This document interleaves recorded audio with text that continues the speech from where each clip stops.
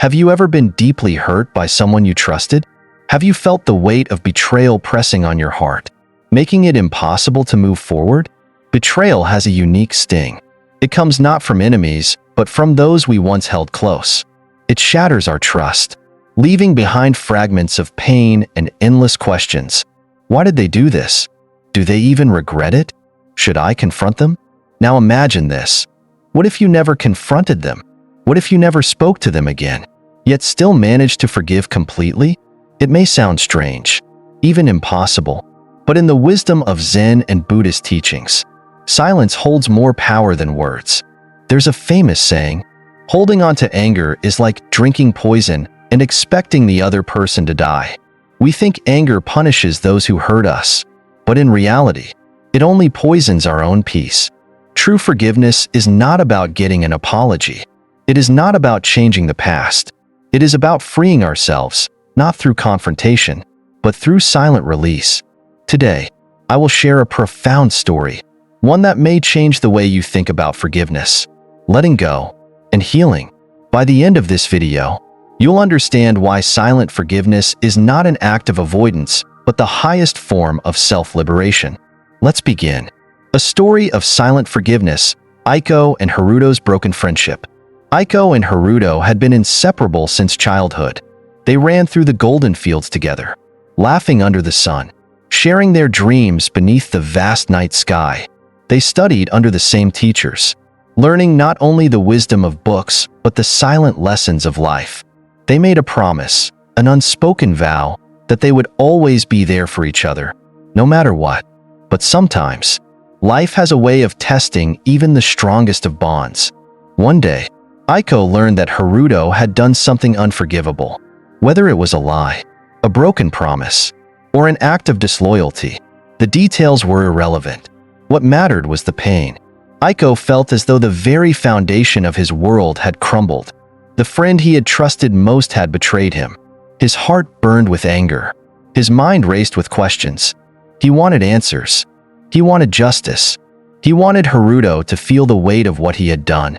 But Haruto never came to apologize. No explanation.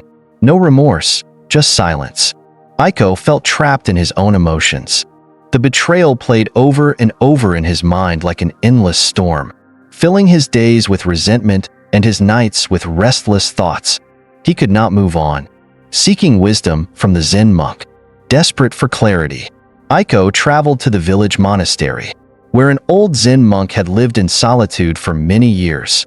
He sat before the wise teacher and poured out his heart, the pain, the confusion, the anger that refused to let go. The monk listened, his eyes calm and unshaken. When Aiko finished, the monk simply asked, "When the wind shakes a tree, does the tree chase after the wind to demand an apology?" Aiko frowned. "But I am not a tree," he said. "I am human. I feel everything." The monk smiled. "Yes, and that is why you suffer." Aiko sat in silence, his mind grappling with the weight of those words. Was his suffering not because of Haruto's betrayal, but because of his own refusal to let go? The burden of holding on. For days, Aiko wrestled with his emotions. He felt justified in his anger. After all, was he not the victim? But each time he relived the betrayal, it was as if the wound was being inflicted all over again. His mind had become a cage, and the past was the lock that held him prisoner. One evening, as Aiko sat by the river, he noticed a broken branch caught between the rocks. The current pushed against it, but it remained trapped, resisting the flow of water.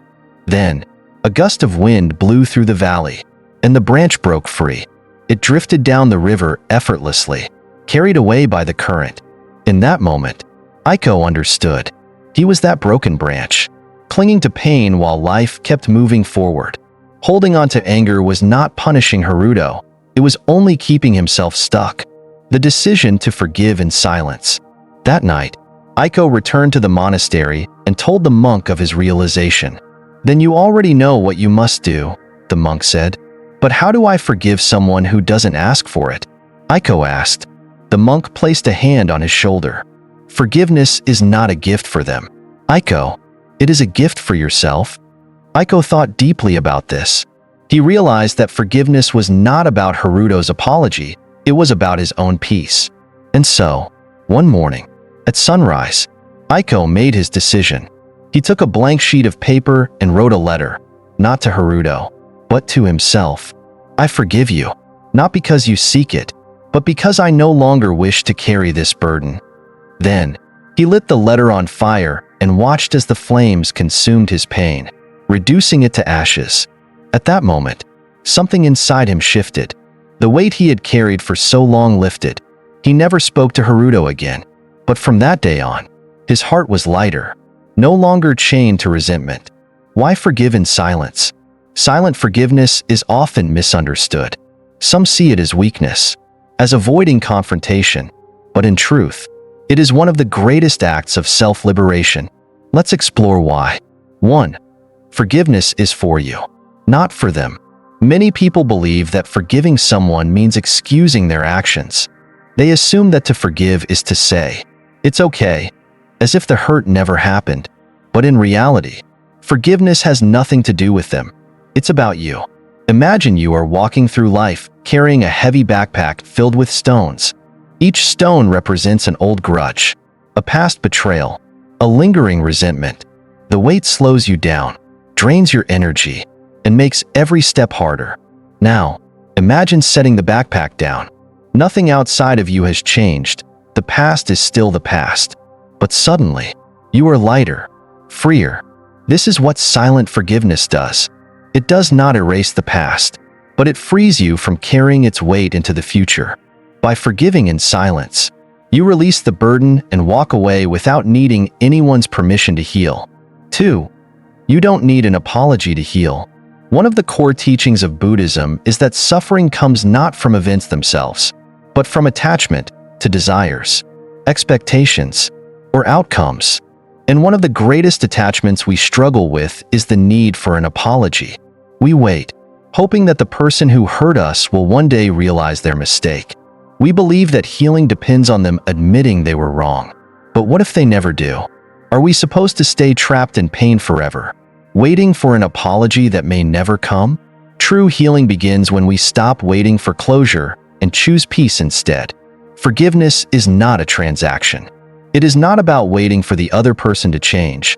It is a decision we make entirely on our own, a decision to be free. Many people spend years, even decades, holding on to pain simply because they believe the person who hurt them owes them something.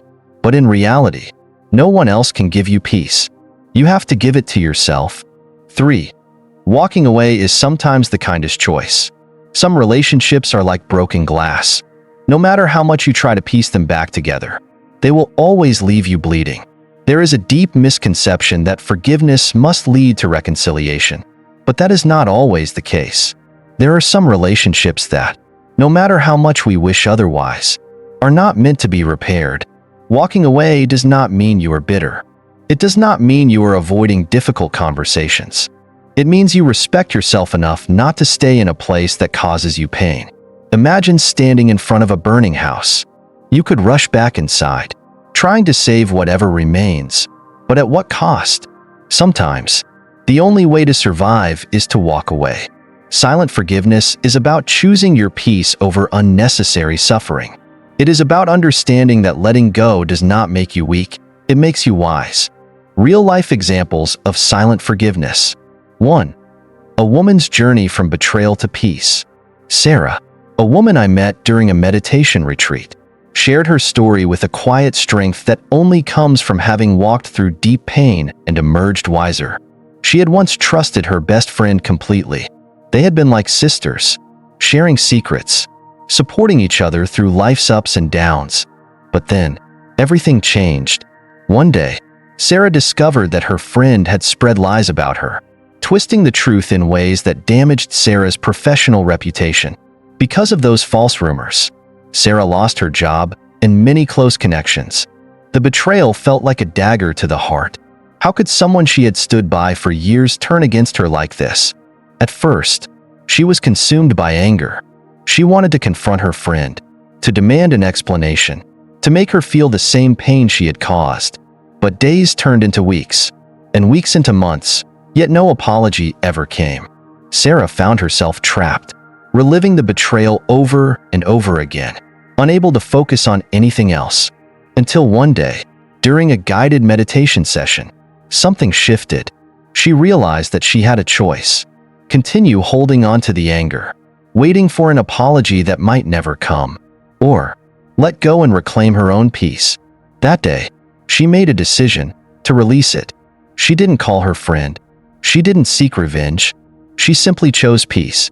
Instead of dwelling on what had been taken from her, she focused on rebuilding her life. She found new opportunities, met new people, and most importantly, discovered a deeper sense of inner strength. Today, Sarah says that letting go was the best decision she ever made. Because while she never heard from that friend again, she no longer needed to. She had set herself free. 2. A monk's lesson on letting go. There's a well-known Zen story that beautifully illustrates the essence of silent forgiveness and detachment. Two Buddhist monks were traveling together when they came across a woman standing at the edge of a river. She was struggling, afraid to cross because of the strong current. Without hesitation, the older monk picked her up and carried her across. The woman thanked him, and they continued on their journey. For hours, they walked in complete silence.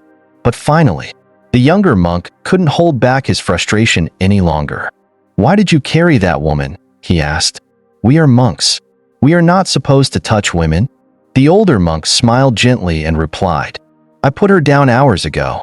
Why are you still carrying her?" This is exactly what silent forgiveness is about. We may think that by holding on to our grievances, we are protecting ourselves, but in truth, we are only carrying unnecessary burdens. Forgiveness is not about excusing someone's actions.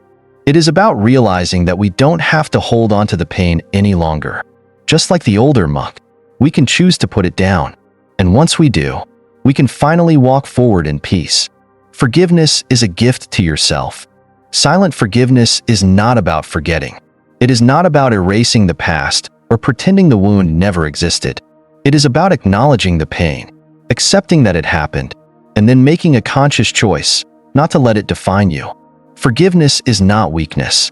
In fact, it takes incredible strength to let go without seeking revenge, without demanding an apology, without needing validation.